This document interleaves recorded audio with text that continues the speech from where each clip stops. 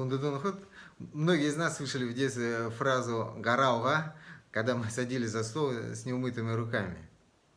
Уга означает «помой», гар– это руки, но откуда же берется долгое «а» в конце слова «гора»? Самый популярный ответ «так говорят». Можете сами проверить. А грамматика говорит о том, что это безличное притяжание. К сожалению, ни тот, ни другой ответ особой ясности не вносит.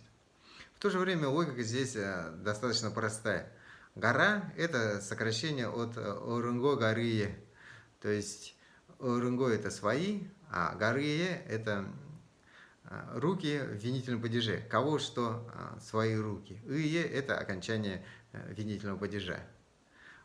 Мы знаем, что бурятский язык очень любит сокращения, поэтому Орынго сокращается до бурятской О долгой и перемещается в конец слова горые. При этом долгое бурятское О заменяет окончание ые. Получается что-то вроде горо. Но так в бурятском языке, конечно, не бывает, поскольку гласные в окончании подстраиваются под гласные в корне слова, в результате получается гора. В принципе, логика та же самая, как во фразе «мини горые» в винительном падеже, то есть «мои руки».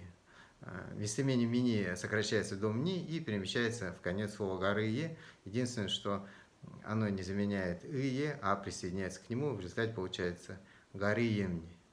Хундатунхут. Разговаривайте с детьми на бурятском языке. Дахин удутра, варьте.